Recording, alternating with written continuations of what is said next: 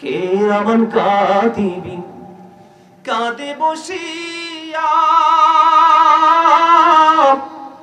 সকল কর্ম লিখিতেছে হুকুমনিয়া, আল্লাহর হুকুমনিয়া। 40 কদম হাঁটিয়া আসবে রে স্বজন, মুনকার নাকির হাজির হইবে রে তখন। ঘুমটা খুলিয়া সওয়াল করিবেন তখন, 40 কদম হাঁটিয়া আসবে রে স্বজন। ওই দিনের কথা কি বন্ধু ভুলে গেছেন? ভুলে গেলে চলবে না রে। ওই দিনটাই হলো আসল দিন, ওই দিনের সাজই হলো শ্রেষ্ঠ সাজ। ওই দিন আপনি যে বাড়ির দিকে রওনা হচ্ছেন, ওই বাড়ি হলো আপনার আসল বাড়ি।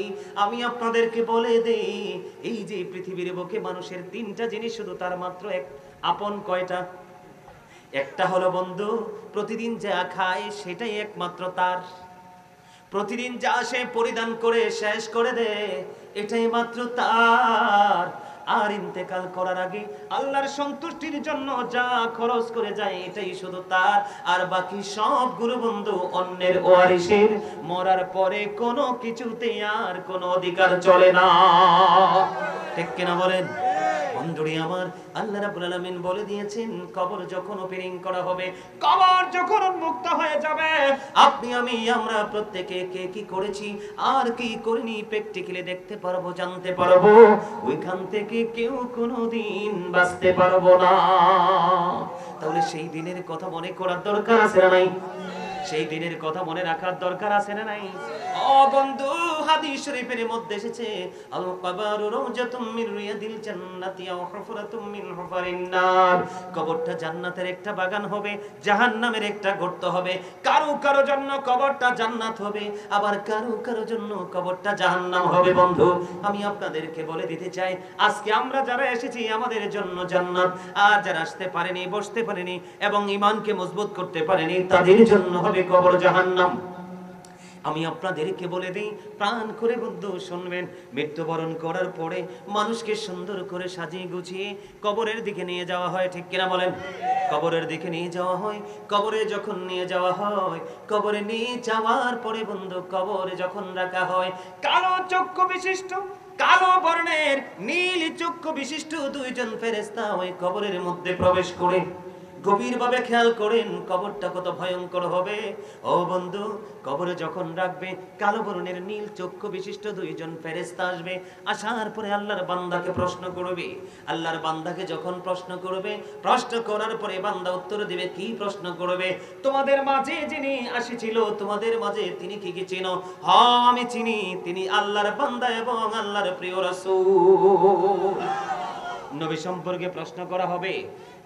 বন্ধু, নবী সম্পর্কে যখন প্রশ্ন করা হবে, নবী সম্পর্কে প্রশ্ন করতে দেরি সে উত্তর দিয়ে দেবে। উত্তরটা দিতে দেরি ওই গায়েব থেকে আওয়াজ চলে আসবে, গায়েব থেকে আওয়াজ চলে আসবে, ও বন্ধু তার কবরটাকে দৈর্ঘ্যে এবং প্রস্থে 70 গুণ প্রশস্ত করে দাও। সুবহানাল্লাহ বলেন না? এটা আপনিও হতে পারেন, আমিও হতে পারি, যে কেউ হতে পারে। ও বন্ধু, যার ঈমান মজবুত, মদিনা ওয়ালার সাথে প্রেমের ডোরে লাগিয়েছে, ওই সঙ্গে সঙ্গে তাকে বলা হবে, সঙ্গে সঙ্গে বলা হবে দৈর্ঘ্য এবং প্রস্থে কবরটাকে 70 গুণ প্রশস্ত করা হোক। সঙ্গে সঙ্গে কবরটা 70 গুণ প্রশস্ত হয়ে যাবে, নূরের আলোয় আলোকিত হয়ে যাবে। ও বন্ধু, তখন ওই মৃত ব্যক্তি যাকে কিছুক্ষণ আগে কবরে দাফন করা হয়েছে, ওই ব্যক্তি ফেরেশতাদেরকে ডেকে ডেকে বলবে, আমাকে একটু পৃথিবীতে আবার ফিরে যেতে দাও। কই না না না, আর তুমি পৃথিবীতে ফিরে যেতে পারবে না। কেন গো, কেন গো? কারণ একবার চলে আসলে আর এখন ফিরে যেতে পারবে না, ফিরে যাওয়ার কোনো সুযোগ নেই। তখন হাদিস শরীফের মধ্যে এসেছে, ফেরেশতারা প্রশ্ন করবে যে তুমি কেন আবার ফিরে যেতে চাও?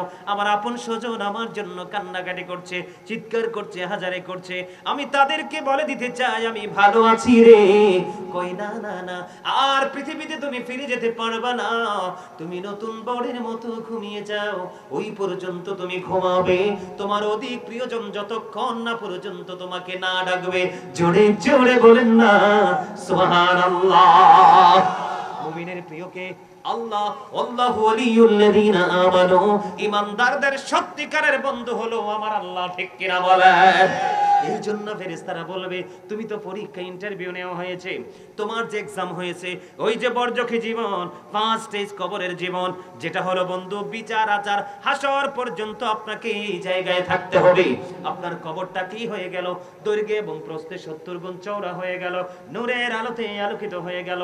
সূরা বাকারাতে আমার আল্লাহ আরো খবর জানিয়ে দিয়েছেন, ইনদা রাব্বিহিম ইউরযাকুন, আমার আল্লাহ বলেছেন there is support from আল্লাহ। আল্লাহ রাব্বুল আলামিন বলেছেন, আল্লাহর প্রিয় মাহবুব বান্দারা, আল্লাহ রাব্বুল আলামিন তাদের জন্য, আল্লাহ রাব্বুল আলামিন জান্নাতে খবর বরাদ্দ রেখেছে। তাহলে আপনার জন্য কবর কি হয়ে গেল? ও বন্ধু, নূরের আলোতে আলোকিত হয়ে গেল, দৈর্ঘ্যে প্রস্থে 70 গুণ প্রশস্ত হয়ে গেল, নতুন বরের মতো আপনাকে ঘুম পাড়িয়ে দেওয়া হলো। তাহলে আপনার কবর বড় নিয়ামত। জোরে জোরে বলুন না সুবহানাল্লাহ, আরো জোরে বলুন না সুবহানাল্লাহ। বন্ধুরি আমার, এবার আসেন, এটা ইমানদারের পালা। কার পালা? আরো জোরে বলেন, এটা কার পালা? ইমানদারের ফয়সালা হয়ে গেল। এবার বন্ধু, মুসলমানের মধ্যে আছে মুনাফিক। মুসলমানের মধ্যে কি আছে? মুসলমানের মধ্যে মুনাফিক আছে। মুনাফিক সম্পর্কে আমার রাসূল একটুখানি বলেছে, যেহেতু আমাকে কবর নিয়ে কথা বলতে বলেছে, আমি কবর নিয়ে কথা বলবো। বন্ধু, আপনারা মনটা দিয়ে শুনবেন। আমার আল্লাহ রাব্বুল আলামিন কি বলে দিয়েছেন? আল্লাহর হাবিব বলেছেন, ঈমানদাররা নবীকে ভালোবাসবে, মুনাফিকরা নবীকে ভালোবাসবে না। জোরে জোরে বলেন না নাউজুবিল্লাহ, আর জোরে বলেন না নাউজুবিল্লাহ। রাসূল বলেছেন, believers love the prophet, hypocrites don't love the prophet. মুনাফিকরা নবীকে ভালোবাসবে, মুনাফিকরা নবীকে ভালোবাসবে না, ঈমানদাররা রাসূলকে ভালোবাসবে। জোরে জোরে সুবহানাল্লাহ। আমার আল্লাহ পবিত্র কালামে হাকিম থেকে প্রমাণিত, আমার আল্লাহ বলেছেন, ইন্নাল মুনাফিকিনা ফিদ দারকিল আসফালি মিনান নার, the hypocrites will be in the lowest place of hell.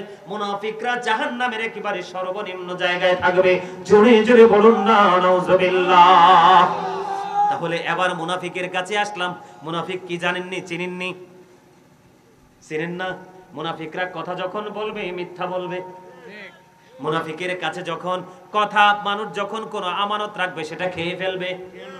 ও বন্ধু, মুনাফিকের আরেকটা চরিত্র হলো বড় ভয়ঙ্কর। বলবনি? কথা বলেন না কেন? আমানত রাখলে কি করে ফেলবে? তারা কথা দিয়ে কথা রাখে না। বলে, হুজুর প্রমাণ দেন, প্রমাণ ছাড়া কথা চলবে না।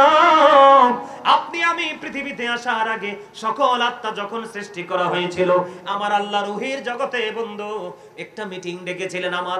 আপনার আমার সকল আত্মাকে নিয়ে আমার আল্লাহ একটা মিটিং করেছিলেন ওই আলমে আরোহায় রূহের জগতে। সুবহানাল্লাহ বলেন না? আলমে আরোহায় যখন ওই রূহের জগতে যখন মিটিং ডেকেছিলেন, ওই মিটিং এ আল্লাহ রাব্বুল আলামিন আপনাকে আমাকে ওয়াদা করিয়েছিলেন। আপনি আমি তখনই ওয়াদা করেছি। বলে, হুজুর ওয়াদাটা কি করেছে? আল্লাহ তখন সকল আত্মাকে ঘিরে বলেছিলেন, আলাস্তু বিরাব্বিকুম, আমি কি তোমাদের প্রভু নই? তখন আপনার আমার সকল আত্মা তখন বলেছিল, ক্বালু বালা, হ্যাঁ আপনি আমার প্রভু। আপনার আমার প্রভু যদি স্রষ্টা হয়, আল্লাহ হয়, আপনি আমি এখন বুকে হাত দিয়ে বলেন, আমরা তো আপনাকে স্রষ্টা বলেছি, স্বীকৃতি দিয়েছি। পৃথিবীতে বডি তৈরি হয় নাই, পৃথিবীতে দেহটা বাবা এবং মায়ের মাঝে এখনো রয়েছে। তখন ওই মিটিং এ আপনি আমি কথা দিয়েছি, ক্বালু বালা, হ্যাঁ আপনি আমাদের প্রভু। এখন বলেন, ওই প্রভুর বিধান আপনারা মানছি কিনা? কথা বলেন। মানুষ যদি জানতো রে কবর কত ভয়ঙ্কর, মানুষ যদি জানতো রে মৃত্যু কত ভয়ঙ্কর, মানুষ যদি জানতো হাসর কত ভয়ঙ্কর, এই মাহফিলে বন্ধু মানুষের উপস্থিতি জায়গা দেওয়া যেত না। কার আগে কে আগে এসে বসবে তাদের মধ্যে চলতো কম্পিটিশন, লটারির মাধ্যমে হলেও আগে আসতো। কারণ মানুষগুলো নির্বোধ হয়ে যাচ্ছে, আল্লাহকে যে কথা দিয়েছে তারা সেই কথা রাখেনি, এই জন্য তাদের কবর হবে বড় ভয়ঙ্কর। খেয়াল করেন, ইমানদারের ফয়সালা হয়ে গেছে। কি হয়ে গেছে? আরো জোরে বলেন না, আরো জোরে বলেন না, আরো জোরে বলেন। এই ইমানদারের ফয়সালা আরেকটা হাদিস একটু বলে মুনাফিকের কাছে যাই, মাঝখানে মুনাফিকটা পরে ঢুকায়। ও বন্ধু, ইমানদারের আরো কিছু প্রশ্ন আছে। ইমানদারকে প্রশ্ন করবে, তোমার রব কে? ইমানদার উত্তর দিবে, আমার আল্লাহ। ইমানদারকে প্রশ্ন করবে, তোমার দ্বীন কি? বলবে, ইসলাম। তোমাদের মধ্যে যিনি প্রেরিত হয়েছিলেন, এসেছিলেন, উনি কে? ওনাকে কি চিনো? ওনার পরিচয় কি? ভাই আমি সাক্ষ্য দিচ্ছি, তিনি হলেন আল্লাহর প্রিয় বান্দা এবং আল্লাহর প্রিয় হাবিব, আল্লাহর প্রিয় রাসূল। জোরে জোরে কন্যা সুবহানাল্লাহ। এবার প্রশ্ন করা হবে। ওই যে ফেরেশতারা ওই মুমিনকে প্রশ্ন করবে, এগুলো তুমি কেমন করে জেনেছো? আমি আল্লাহর কিতাব থেকে জানতে পেরেছি। তখন ওই ফেরেশতারা সঙ্গে সঙ্গে বলে দিবে, আমরা জানতাম তোমার উত্তরটা এমনই হবে। এই কথা বলতে দেরি বন্ধু গো, যদি তুমি মুমিন হও, যদি তোমার সিনায় যদি প্রেম থাকে, তোমার সিনায় যদি ভালোবাসা থাকে রে, তোমার মনে যদি মৃত্যুর ভয় থাকে, তাহলে তোমার কাছে অত্যন্ত মধুময় মনে হবে। বলে হুজুর কেমন গো? ওই কথা বলতে দেরি এবার গায়েব থেকে আওয়াজ আসবে, ও আমার বান্দা যা বলেছে সব সত্য বলেছে, তার কবরটাকে জান্নাতের বিছানা বিছিয়ে দাও। জোরে জোরে গুন্না সুবহানাল্লাহ, আর জোরে বলেন না সুবহানাল্লাহ। সুবহানাল্লাহ ওয়ালহামদুলিল্লাহ লা ইলাহা ইল্লাল্লাহ, ও সুবহানাল্লাহ ওয়ালহামদুলিল্লাহ ইল্লাল্লাহ, লা ইলাহা ইল্লাল্লাহ, লা ইলাহা ইল্লাল্লাহ। নবী আমার নূরের ফুতুল, জগৎ করলেন অজানা।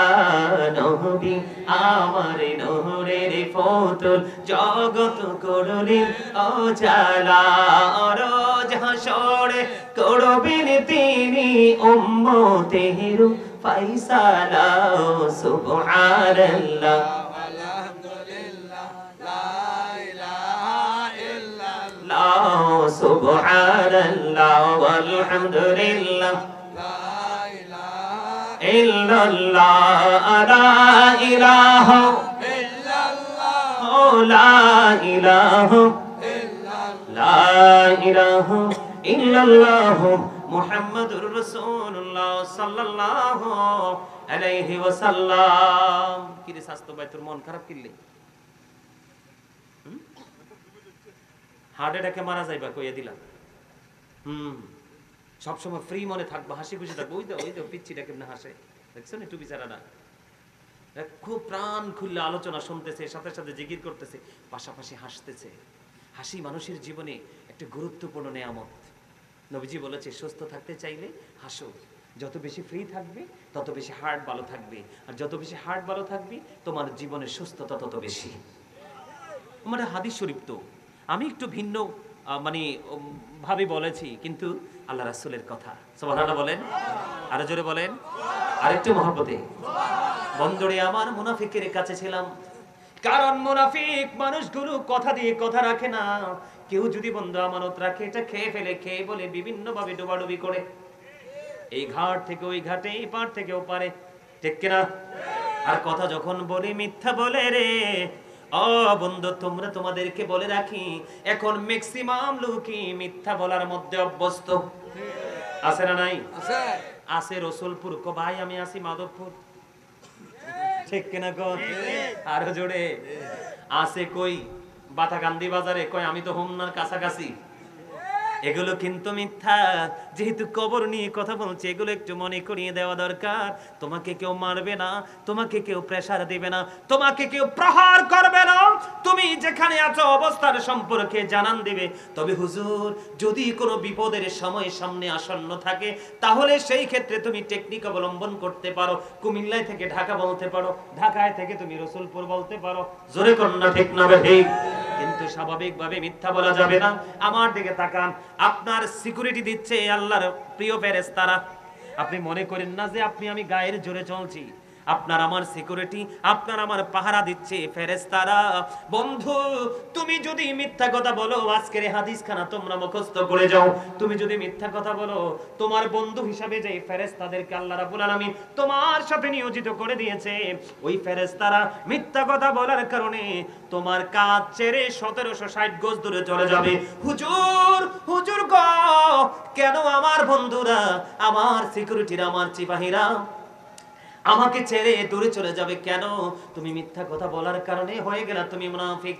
আর পাশাপাশি মিথ্যা কথা বলার কারণে তোমার মুখ থেকে এত বেশি দুর্গন্ধ বের হচ্ছে। আমার রাসূল বলেছে, এই দুর্গন্ধ ফেরেশতারা সহ্য করতে পারে নাই। এই জন্য কম পক্ষে 1760 গজ, 1760 গজ দূরে চলে যায় তোমাকে ছেড়ে। জোরে জোরে কন্যা নাউজুবিল্লাহ। তাহলে মিথ্যাবাদীর ভয়ঙ্কর রূপ আরো জোরে বলেন। বিশেষ করে ব্যবসায়িক এখন বেশি মিথ্যা কথা কয়, কি বলে, অনেক বেশি মিথ্যা কথা বলে। একটা টি শার্ট কিনতে যাও, কিনছে সে সাপোজ কথার কথা 50 টাকা দিয়ে, কিন্তু তোমার থেকে টাকা বের করার জন্য বলবে 150 টাকা। আছে না নাই? আলু ব্যাপারী বলেন, মাছ ব্যাপারী বলেন, বিশেষ করে লিচু ব্যবসা যারা করে, ঠিক না ভাই? ঠিক।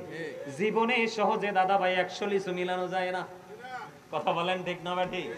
অনেক বেশি চুরি করে, অনেক বেশি ডাকাতি করে, মিথ্যা কথা বলে। আমি সেই দিকে যাই না রে। ও বন্ধু, কবরে যখন মুনাফিক নামবে, মুনাফিককে যখন প্রশ্ন করা হবে, মুনাফিককে প্রশ্ন করার সঙ্গে সঙ্গে মুনাফিক সঠিক কোনো উত্তর দিতে পারবে না, ডান থেকে বামে যাবে। হুজুর হাদিস শরীফের মধ্যে এসেছে, মুনাফিককে যখন প্রশ্ন করা হবে, মুনাফিক সঙ্গে সঙ্গে উত্তর দিয়ে দেবে, আমার ব্যক্তিগত কোনো অভিমত নাই। নাউজুবিল্লাহ বলেন না? আরো জোরে বলেন।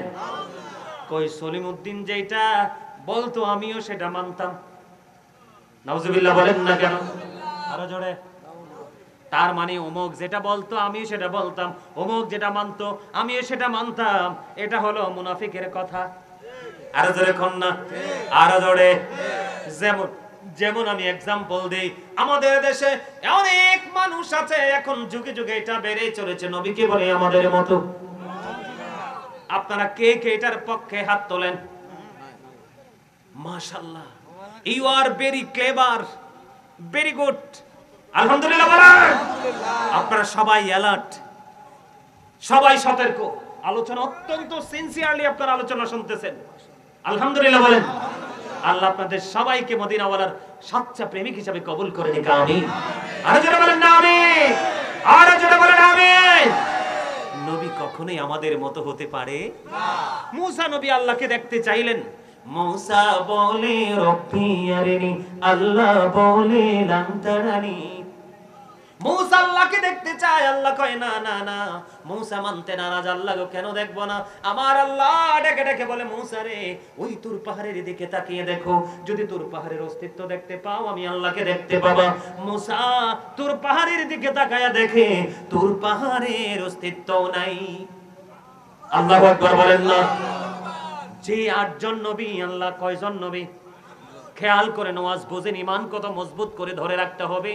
কারণ আমি আজকে আপনাদেরকে এসেছি বন্ধু ক্লাস করাইতে, টিচিং দিতে, ইনস্ট্রাকশন দিতে। এটা সাধারণ কোনো ক্লাস নয়। এই ক্লাস থেকে আপনি দুনিয়াও চিনবেন, আখিরাতও বুঝবেন। এই জন্য এই ক্লাসে যেমনি তেমনি বসা যাবে না, অত্যন্ত অন্যরকম ভাবে বসতে হবে। বন্ধুরি আমার, আমি আপনাদেরকে বলে দেই, 8 জন নবী আল্লাহ পাঠাইলেন। এর 1,24,000 নবী আল্লাহ রাব্বুল আলামিন নবী রাসূল পাঠালেন। এর মধ্যে 8 জনকে আল্লাহর পক্ষ থেকে লকব দেওয়া হয়েছে, সুবহানাল্লাহ বলেন। এর মধ্যে একজন হলো মূসা কালিমুল্লাহ, জোরে জোরে কন্না সুবহানাল্লাহ। মুসা স্পোক টু আল্লাহ, মুসা আল্লাহর সাথে কথা বলেছেন। 8 জনের মধ্যে একজন হলো মুসা কালিমুল্লাহ। ও বন্ধু, মুসা নবী যদি আল্লাহর সাথে কথা দেখতে চায়, আল্লাহ দেখা না দেয়, আল্লাহর আপনার আমার প্রাণের নবী কিন্তু আল্লাহকে দেখতে চায় নাই। কোরআন শরীফের 15 পারা খোলেন, সূরা বনী ইসরাঈলের প্রথম নাম্বার খুলে দেখেন আয়াতটা। আল্লাহ বলেছেন, সুবহানাল্লাযী ইসরা বিআবদিহি লাইলাম মিনাল মাসজিদিল হারাম। আছে না নাই? এই আয়াত আছে না নাই? আল্লাহ রাব্বুল আলামিন এই আয়াত দ্বারা সূরা বনী ইসরাঈলের মাধ্যমে আল্লাহ যে আল্লাহর হাবিবকে দাওয়াত দিয়েছেন, আল্লাহ নিদর্শন দেখিয়েছেন, চারপাশ বরকতময় করে দিয়েছেন। এটার অন্যতম দলিল হলো কোরআন শরীফের 15 পারা সূরা বনী ইসরাঈল। তাহলে আপনি যদি মনে করেন আল্লাহর হাবিব আজ থেকে 1000 বছর আগে বলেছেন, ক্বালা আইয়ুকুম মিথলি, তোমরা কে আছো আমার মতো? কেউ তো হাত তোলে নাই, সাহাবায়ে কেরাম কেউ হাত তোলে নাই। তাহলে আপনি আমি কোন সাহসে বলি নবী আপনার আমার মতো? যদি বলি নবী আপনার আমার মতো, ঈমান চলে যাবে রে। আপনি কবরে গেলে ফেরেশতাদের কাছে ফার্স্টেই যে ধরা পড়ে যাবেন। ওই মুনাফিকের কাছে গেল ফেরেশতারা, প্রশ্ন করলো, সে বলতেছে আমার কোনো ব্যক্তিগত অভিমত নেই, অমুক যেটা বলেছে আমিও সেটা বলেছি। তখন সঙ্গে সঙ্গে গায়েব থেকে আওয়াজ আসবে, এবার তুমি মাটিকে আল্লাহ একটা ডাক দিয়ে বলবে, মাটি মাটি মাটি রে, তাকে শক্ত করে তুমি চেপে ধরো। নাউজুবিল্লাহ বলেন না কেন? আর জোরে বলেন না নাউজুবিল্লাহ। বন্ধুরি আমার, ওয়াজ মনে রাখছেন নি? মনে রাখছেন মুমিনের কবর কি হবে দৈর্ঘ্যে এবং প্রস্থে? ওমা হুজুরে কন্যা আমি কি আস্তে ওয়াজ করছি? তা আপনাদেরকে প্রশ্ন করছি, টিচার কি স্টুডেন্টকে প্রশ্ন করতে পারে না? অবশ্যই পারে। আপনারা যদিও আজকে আমরা বাবা চাচা দাদার বয়সী, এই মুহূর্তে আপনারা সবাই আমার স্টুডেন্ট। ওমা সত্য কিনা? এটা কইতে হইব না? মুমিনের কবর কত দৈর্ঘ্যে প্রস্থে কত? 70 গুণ প্রশস্ত। আর মুমিনের কবর দৈর্ঘ্যে প্রস্থে 70 গুণ প্রশস্ত হয়ে গেল। আর মুনাফিক উত্তর দিতে পারলো না। গায়েব থেকে আওয়াজ আসলো, এই মাটিকে একটা ডাক দিয়ে বলল, মাটি মাটি রে, জীবন ভর সে ইসলামের ক্ষতি করেছে, আমি এবং আমার হাবিবের বাণীকে অমান্য করেছে, অবজ্ঞা করেছে, মিথ্যা তথ্য দিয়ে সাধারণ মানুষগুলোকে বিভ্রান্ত করে দিয়েছে। মাটি আজকে আমি আল্লাহ হুকুম করলাম, ওই মুনাফিককে তুমি শক্ত করে চেপে ধরো। হাদিস শরীফের মধ্যে এসেছে রে বন্ধু, ও ভবানীপুরের আমার ভাই আমার বাবা গো, মা আমি আমার বোনদেরকে বলবো, তোমরা হৃদয় খুলে শোনো গো, ওই মাটিকে যখন বলবে, মাটি এমন ভাবে চাপ দিবে রে। হাদিস শরীফের মধ্যে এসেছে, আমাকে ফলো করেন, একটা হার এদিক তাকান, একটা হার আর একটা হারের মধ্যে অটোমেটিক্যালি ঢুকে যাবে। ও বন্ধু, সে চিৎকার করবে, কান্না করবে, হাহাকার করবে, কেউ সেদিন তার ডাক শুনবে না। জোরে জোরে কন্যা নাউজুবিল্লাহ। আমি আপনাদেরকে এই জায়গাটা বোঝানোর জন্য, ভয়ঙ্করতা বোঝানোর জন্য একটু ওয়াজ করতে চাই। এই যে মুনাফিকের আল্লাহর অর্ডার পাইতে দেরি মাটি চাপতে থাকলো, একটা হারের মধ্যে আরেকটা হার ঢুকতে থাকলো, কষ্ট যন্ত্রণা বেড়ে যাচ্ছে। এই জন্য আমার আল্লাহ আগেই আল্লাহ রাব্বুল আলামিন মুমিনকে সচেতন করেছে, অ্যালার্ট করেছেন। আল্লাহ বলেছেন, ওয়াল্লাহু লা ইউহিব্বুজ জালিমিন, আল্লাহ রাব্বুল আলামিন জালেমকে, অত্যাচারীকে পছন্দ করে না। কথা ওয়াজ বুঝেননি? যারা অত্যাচারী, যারা জালেম, আমার আল্লাহ তাদেরকে পছন্দ করে না। ওমালিজ জালিমিনা মিন আনসার, জালেমরা, অত্যাচারীরা যখন কোন বিপদে পড়বে, আমার আল্লাহ কথা দিয়েছেন, আল্লাহ তাদের জন্য কোনো সাহায্যকারীও রাখে না। তাহলে বিপদটা বড় ভয়ঙ্কর কিনা? আরো জোরে বলেন না, বিপদটা বড় ভয়ঙ্কর কিনা? আল্লাহ বলেছেন, আল্লাহ জালেমকে পছন্দ করে না। আর যারা জুলুম করে, আল্লাহ তাদেরকে তাদের বিপদে পড়লে কোনো সাহায্য করে না।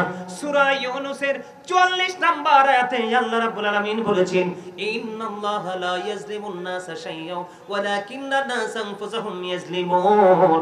আমার আল্লাহ বলেছেন, এদিক তাকান, গভীর খেয়াল করেন, অত্যন্ত গুরুত্বপূর্ণ কথা। আমার আল্লাহ বলেছেন, আল্লাহ বান্দার উপর জুলুম করে না, আল্লাহ বান্দার উপর অত্যাচার করে না, বান্দা নিজে নিজের উপর জুলুম করে। জোরে জোরে কন্যা নাউজুবিল্লাহ। আলেম কয় ধরনের আছে? 73 ধরনের। কত ধরনের? আলেম কয় ধরনের আছে? 73 ধরনের আছে।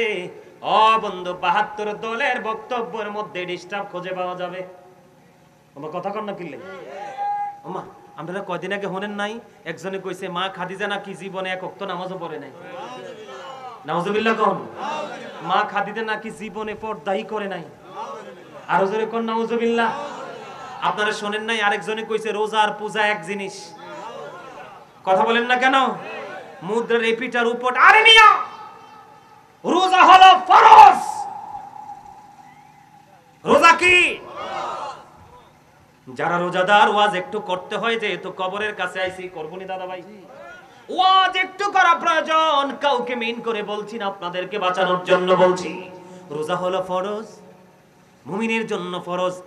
মজা দেখেন, রোজা যারা রাখবে, দুনিয়ার জন্য, ভোটের জন্য, নিজের সুবিধার জন্য মানুষ কত নিচে নামতে পারে। বন্ধুরি আমার, রোজা যেই ব্যক্তি পরিপূর্ণ রোজাদার হয়ে কবরে যাবে, হাদিস শরীফের মধ্যে এসেছে, ওই রোজাদারের জন্য জান্নাতের একটি স্পেশাল গেট ওপেনিং করা হবে সেই দিন, যেটার নাম হলো বন্ধু রাইয়ান। সুবহানাল্লাহ বলেন না? ওই রোজাদাররা রাইয়ান নামক জান্নাতের গেট দিয়ে ঢুকবে। সবাই যখন ঢুকা শেষ হয়ে যাবে, ওই গেট বন্ধ করে দেওয়া হবে। ওই রোজার মর্যাদা হলো ওইটা। আর আমি আপনাদেরকে বলে দেই দলিল দিয়ে, আমার আল্লাহ কোরআনে বলেছেন, ইন্নামাল খামরু ওয়াল মাইসিরু ওয়াল আনসাবু ওয়াল আজলামু রিজসুম মিন আমালিশ শাইতান। মদ, জুয়া, মূর্তি ওয়াল আনসাব দ্বারা মূর্তি বোঝানো হয়েছে। ও বন্ধু, মূর্তি যারা বানায়, মূর্তি পূজা যারা করে, মূর্তির সাপোর্ট যারা করে, তারা শয়তানের সাথে যুক্ত হলো। ও বন্ধু, তারা বেঈমান হয়ে গেল। আমার আল্লাহ বলেছেন তারা কাফের। ওই কাফেরদের জন্য বরাদ্দ হলো উইদ্দাত লিল কাফিরিন, ভয়ঙ্কর ঠিকানা জাহান্নাম। আপনারা বলেন রোজা আর পূজা কি এক জিনিস? আরো জোরে বলেন না। এই জন্য আপনাদেরকে একটু সিনাইয়ে দিলাম। মুখস্থ বলার ওয়াজ গাজী সুলাইমানের নাই, কাউকে ছোট বা বড় করে বলার অভ্যাস নাই। আপনাদেরকে বলে দিলাম, বলেন রোজার পূজা বলছে কিনা? কয় হিন্দুদের উলুধ্বনি আর আমাদের আজান। নাউজুবিল্লাহ বলেন না। ও বন্ধু, হুজুর তোমরা চিনি নিবা, আলেম তোমরা চিনি নিবা। এই বাংলাদেশে 5ই আগস্টের পরে এই জাতি গোটা বাংলার মুসলমান দেখতে পেয়েছে, ঠিক কিনা বলেন? গোটা বাংলার মুসলমান দেখতে পেয়েছে মাজারগুলো ভাঙ্গা হয়েছে দাঁড়িয়ে থেকে থেকে, আর কত সুন্দর করে পূজা মণ্ডপ পাহারা দেওয়া হয়েছে। জোরে কন্যা। ওরাও তো দাড়িওয়ালা, ওরাও তো পাগড়িওয়ালা, ওরাও তো টুপিওয়ালা। আপনি বুঝে নেন কোনটা সঠিক আর কোনটা বেঠিক। এরা বলে মাজারে যাওয়া নাকি শিরিক। মা আয়েশা গভীর রজনীতে নবীজিকে চাইয়া দেখে তার বিছানায় নাই। প্রাণের স্বামী, প্রাণের রাসূল মা আয়েশার মধ্যে একটুখানি নেগেটিভ চিন্তা চলে আসলো। তিনি মনে করলেন আমার হুজুর, আমার রাসূল, আমার স্বামী না জানি অন্য কোন বিবির ঘরে চলে গেছে। কিন্তু মা আয়েশা কি করলেন? তিনি চিন্তা করতে করতে জান্নাতুল বাকির দিকে চলে গেলেন। ওই জান্নাতুল বাকির কিনারায় যাইয়া দেখেন আপনার আমার প্রাণের নবীজি জান্নাতুল বাকিতে জিয়ারত করতেছে। তাহলে আপনাদেরকে বুঝে নিতে হবে রোজা আর পূজা এক জিনিস নয়। বন্ধু, আমি আর ওইদিকে যেতে চাই না। এমন কথা আমাদের দেশে বলে কি বলে না? কি কি কি এই কি কয়? কি কয় সে?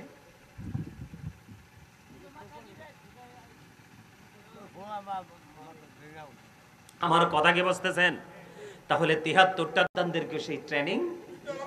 এবার আসেন বন্ধু, ইমানদারের ফয়সালা হলো, ইমানদারের ফয়সালা হলো, মুনাফিকের ফয়সালা হলো। এবার আপনার আমার ফয়সালা হলো বেঈমান কাফেরের কি ফয়সালা হবে জানার দরকার আছে না নাই? আরো জোরে বলেন।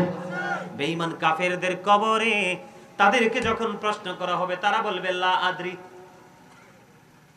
আমি কিচ্ছু জানি না, কিচ্ছু বুঝি না। প্রশ্ন করতে করতে বলবে লা আদ্রি, আমি কিছু জানি না। আবার প্রশ্ন করবে, তারা বলবে লা আদ্রি, কিছুই জানি না। ও বন্ধু, তাদের কবরে 99টা বিষাক্ত সাপ ঢুকাই দেওয়া হবে। কয়টা? আরো জোরে কয়টা? 99টা সাপ ভিতরে ঢুকাই দেওয়া হবে। কন্টিনিউয়াসলি সবল মারতে থাকবে। কি করতে থাকবে? সবল মারতে থাকবে রে। ও বন্ধু, সবল যে মারতেছে এর মধ্যে একটা সাপ, ওই যে কাফেরকে যে সবল মারবে, তুমি যেই বেঈমান কাফেরকে ফলো করে চুল কাটো, যেই কাফেরকে ফলো করে তুমি কি করো, দাড়ি রাখো, যেই কাফেরকে ফলো করে তোমার মুখ গোফের ডিজাইন করো, করো কি করো না? শুক্রবারে জুমার দিনে তুমি পাঞ্জাবি আলমারিতে তাও করে রেখে টি শার্ট পরে, গেঞ্জি পরে, জিন্স প্যান্ট পরে তুমি মসজিদে চলে যাও। আর বিয়ে বাড়িতে কোন রঙ্গমঞ্চে শুটিং স্পটে তুমি পাঞ্জাবি পরে যাও, তাহলেই বুঝতে হবে তোমার ইমানে গলত। ঠিক না ঠিক? আর জোরে। যাদেরকে ফলো করছো তাদের জন্য 99টা সাপ তাদেরকে সবল মারবে। এমন ভাবে মারবে রে, ওই সবল মারা সাপগুলো হাদিস শরীফের মধ্যে এসেছে, রাসূল বলেছেন কোন ক্রমে একটা সাপ যদি বের হয়ে পৃথিবীর দিকে নজর দিয়ে একটা বার নিঃশ্বাস ফেলায়, কয়বার? একটা বার যদি নিঃশ্বাস ফেলায়, এই গোটা পৃথিবী বিষাক্ত হয়ে যাবে। কোনদিন ওই পৃথিবীতে বন্ধু কোন শস্য জন্ম হবে না। জোরে জোরে বলুন না নাউজুবিল্লাহ। তাহলে বেঈমান কাফেরকে কি ফলো করা যাবে? আর জোরে বলেন। কোনোভাবে ফলো করা যাবে না। আপনি ফলো করবেন মদিনাওয়ালার পাগল যোগ্য দক্ষ একজন আলেম, তার কাছে যেতে হবে না, তাকে খাওয়াইতে হবে না, তাকে বন্ধু দামি দামি পোশাক গিফট করতে হবে না। মাঝে মাঝে সমস্যায় পড়লে ফোনটা দিয়ে কিছু তথ্য জেনে নেবেন, আর এই তথ্যের উপর ভিত্তি করে নিজের জীবনকে পরিচালনা করবেন। হন আপনি বাবা, হন আপনি ভাই, হন আপনি মা, হন আপনি বোন, আল্লাহ কবুল করে নিক। জোরে জোরে বলেন আমিন। তাহলে ইমানদারের ঠিকানা হলো জান্নাত, প্রশস্ত কবর। মুনাফিকের কবর হলো কি? সংকুচিত, ছোট, একেবারে ছোট। আর বেঈমান কাফেরের তো হিসাব নাই। ও বন্ধু, কেমন হিসাব নাই একটুখানি কি বলবো? বলবো নি? খ্রিস্টানের নাম শুনছেন নি? পৃথিবীতে বাংলাদেশে খ্রিস্টান আছে? আছে না নাই? অবশ্যই আছে। খ্রিস্টান কিন্তু মারা গেলে দামি কাঠের মধ্যে কফিন বন্দি করে কবরে দাফন করা হয়। বুখারী শরীফের মধ্যে এসেছে হাদিস, খান আমার দিকে তাকান।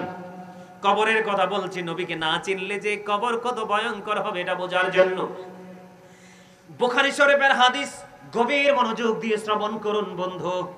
আপনি আমি নিজেকে শুধরাইতে হইলে এই হাদিস শরীফটাও জানা দরকার। কি হয়েছে দাদা ভাই, একটু খারাপ লাগতেছে? ওয়াজ চলবো নি? আর চলবো? ওরে বাবার স্পিড আছে তো, মারহাবা বলেন আরো জোরে, আরেকটু মারহাবা। শিখে নেন এই ওয়াজ। আগামী বছর 300 আজকের দিন থেকে 364 দিন পরে আবার আল্লাহ বাঁচাইলে প্রোগ্রাম হবে। এখান থেকে কে থাকবে কে যাবে জানি না, ভালো করে ওয়াজ বন্ধ শুনে যাও। হাদিস খান এসেছে বুখারী শরীফের মধ্যে, একজন খ্রিস্টান ইসলাম ধর্ম গ্রহণ করলো, খ্রিস্ট ধর্ম ত্যাগ করলো, ত্যাগ করার পরে যখন মুসলমান ধর্ম মুসলিম ধর্ম গ্রহণ করলো, গ্রহণ করার পরে ও বন্ধু তার মধ্যে এমন প্রতিভা ছিল, সে সূরা আলে ইমরান সূরা বাকারা তেলাওয়াত করলো। সুবহানাল্লাহ বলেন। কি করলো? মনু মনু কথা কওয়া যাইবে না মনু? Stop your mouth everybody. Okay okay, অত্যন্ত চমৎকার হাদিস তো, শিক্ষার বিষয়েও। জীবনে বহুত কষ্ট করতে করতে করতে করতে একটা করে তথ্য কালেক্ট করেছি আর হৃদয়ে নোট করে রেখেছি, যেন আমার জীবনে আমার সামনে যেন কোনো প্রতিকূল পরিবেশ যখন আসবে, এই প্রতিকূল পরিবেশকে যেন আমি আমার আলোচনার মাধ্যমে তথ্যপত্র দিয়ে মানুষকে যেন অনুকূল পরিবেশের দিকে এগিয়ে আনতে পারি, সেই প্রত্যাশা নিয়ে। আমিন কন্যা, আরো জোরে কন্যা, আরো জোরে কন্যা। কত চমৎকার কথা দেখেন, নবীজি আমাদেরকে জানিয়ে দিলেন। খ্রিস্টান ধর্ম ত্যাগ করে দিল, মুসলমান ধর্ম গ্রহণ করলো, সূরা বাকারা তেলাওয়াত করলো, সূরা আলে ইমরান তেলাওয়াত করলো। করতে করতে করতে করতে দেখতে দেখতে দেখতে দেখতে বন্ধু তাকে আল্লাহর হাবিবের কাছে যে ওহী আসতো, আল্লাহ রাসূলের কাছে যে ওহী আসতো, এই ওহীগুলো নোট করার দায়িত্ব তাকে দেওয়া হলো। জোরে জোরে বলুন না আল্লাহু আকবার। খেয়াল করছেন নি, ছিল সে কি খ্রিস্টান, এখন হইছে মুসলমান। সূরা বাকারা তেলাওয়াত করলো, সূরা আল ইমরান তেলাওয়াত করলো। তাকে নবীজির কাছে ওহী আসতো না, এই ওহীগুলো লেখার দায়িত্ব আমার রাসূল তাকে দিল। দেখতে দেখতে দেখতে দেখতে সময় চলে গেল, দেখতে দেখতে দেখতে দেখতে বন্ধু সময় যখন পার হয়ে গেল, হঠাৎ করে সে একবার সিদ্ধান্ত নিল যে আমাদের ধর্ম ত্যাগ করে সে তার ধর্মে ফিরে যাবে। এবার সে আমাদের ধর্ম ছেড়ে তার ধর্মে আবার পুনরায় ফিরে গেল। জোরে জোরে কন্যা নাউজুবিল্লাহ। তার ধর্মে যখন ফিরে গেল, ফিরে যাওয়ার পরে আবার কি করলেন, মানুষের কাছে ঘুরে ঘুরে বলতেছে, মানুষের কাছে ঘুরে ঘুরে মেসেজটা দিচ্ছে যে নবী মুহাম্মদ আমি যেটুকু লিখে দিতাম শুধু সেইটুকুই জানতো, এর চেয়ে বেশি কিছুই জানতো না। জোরে জোরে বলেন না নাউজুবিল্লাহ। নবীজিকে ছোট করছে না? এত ছোট করেছে যেটা সাধারণ একজন মানুষের কিন্তু তার বিবেকের বাইরে। আরে একটা মানুষ কি শুধু লেখা যে নোটবুক থাকে সেটাই জানে না, আর বাইরেও জানে না? তাহলে আল্লাহ রাসূলকে কত ছোট করে দিল, কত নিচে নামিয়ে দিল। এবার বলতে বলতে বলতে বলতে দেখতে দেখতে তার হায়াতের সীমারেখা শেষ হয়ে গেল। মৃত্যুর কোলে সে ঢলে পড়লো। মৃত্যুর কোলে ঢলে পড়ার পরে ও বন্ধু তার ধর্মের রীতি অনুযায়ী তাকে সুন্দর করে দামি কাঠি করে কফিন বন্দি করলো। কফিন বন্দি করে তাকে কবরে দাফন করলো। কবরে দাফন করে তার আপন স্বজনেরা চলে গেল। দিন চলে গেল, রাত্র চলে গেল। পরের দিন সকাল যখন হলো, তার আপন স্বজন বুঝে নিত যেই ধর্মেরই হোক, আপন স্বজন চলে গেলে কিন্তু অন্তরটা পোড়ায়। জ্বলে কিনা? পরানটা জ্বলে রে। এবার বন্ধুকে করলো, তার আপন স্বজন চলে গেল। যাওয়ার পরে দেখতে পেল ওই খ্রিস্টানের লাশ ওই কবরের বাইরে পড়ে আছে। আলহামদুলিল্লাহ বলেন না? আমি খুশি হয়েছি কারণ আমার নবীর সাথে বেয়াদবি করেছে, আর এই বেয়াদবির কারণে রিঅ্যাকশনে গিয়েছেন স্বয়ং আমার আল্লাহ। আরেকবার পড়েন না আলহামদুলিল্লাহ। এবার কি করলেন, ওই তার গোত্রের লোকেরা এবার বলতে লাগলেন যেটা পৃথিবীর সাধারণ কোনো এটা পৃথিবীর সাধারণ মানুষের কাজ, যে নবী মুহাম্মদের কাজ, সেই নবী মুহাম্মদের ধর্ম ছেড়েছে, এই জন্য তাকে লাশটা বাইরে ফেলে দিল। নাউজুবিল্লাহ বলেন না। নবী মুহাম্মদ এটা নিয়ে কোনো ইন্টারেস্টই নাই।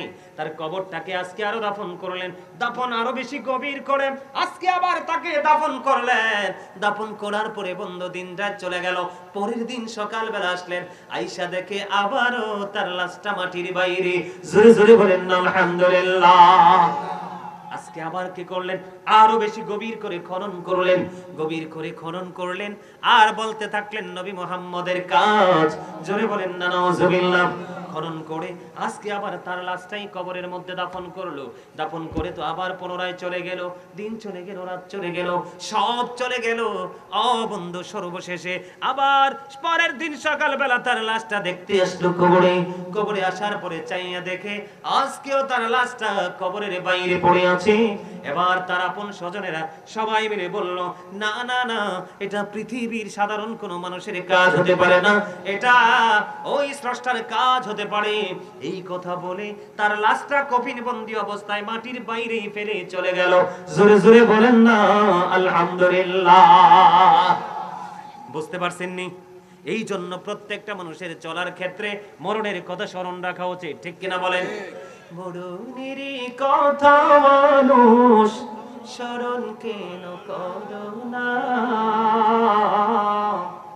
আজরাইলা শিলে কারো কফিয়ত চলবে না। বলে মরণের কথা মানুষ, কথা মানুষ স্মরণ কেন করো না, আজরাইলা শিলে কারো কফিয়ত চলবে না। তওবা নামে গাছটি আছে, পাতায় পাতায় লেখা আছে মানুষের হায়াত। সেই পাতা জড়িয়া গেলে, সেই পাতা জড়িয়া গেলে মতির নিশানা, আজরাইলা শিলে কারো কফিয়ত চলবে না।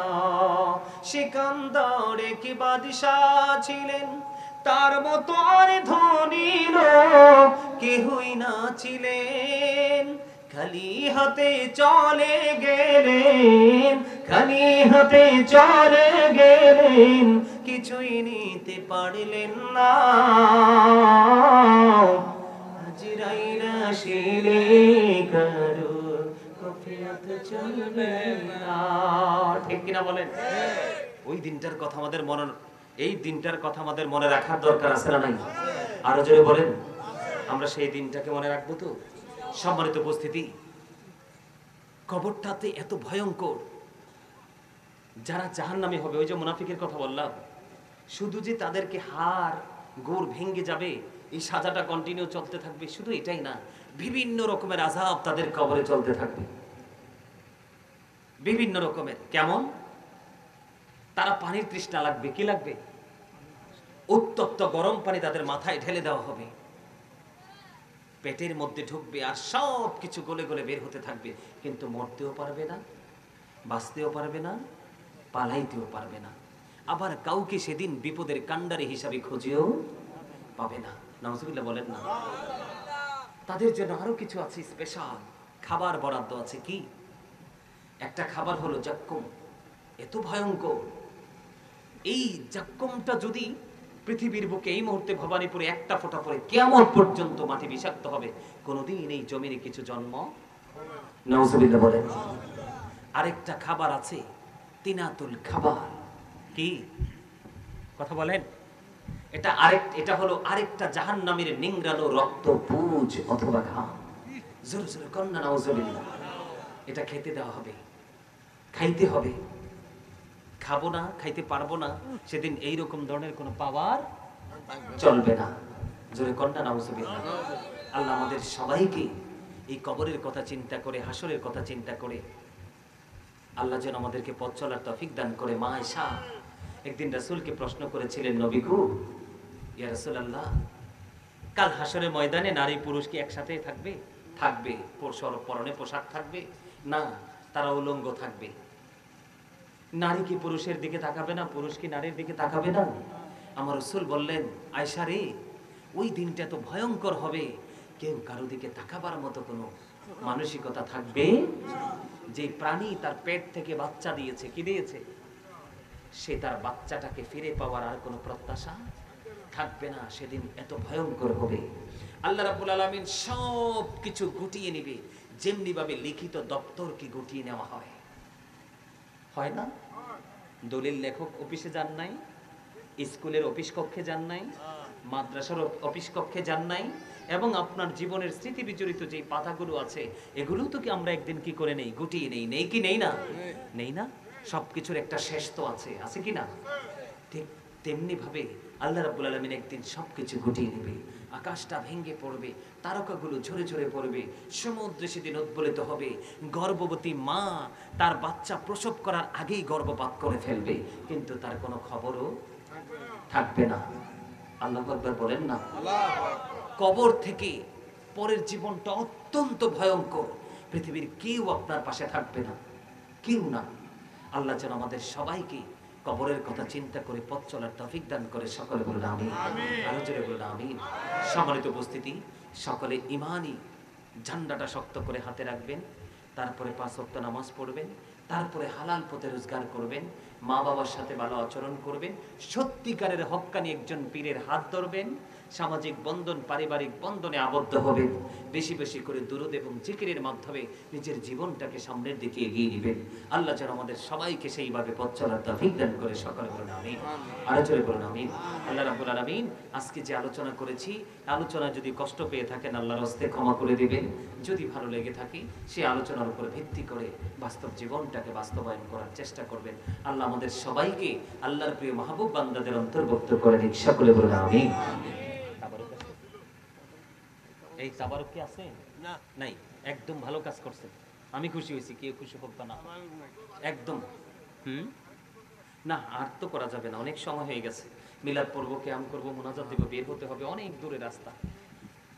আমার আল্লাহ আল্লাহ আল্লাহ লা ইলাহা ইল্লাহ, আল্লাহ আল্লাহ আল্লাহ লা ইলাহা ইল্লাহ।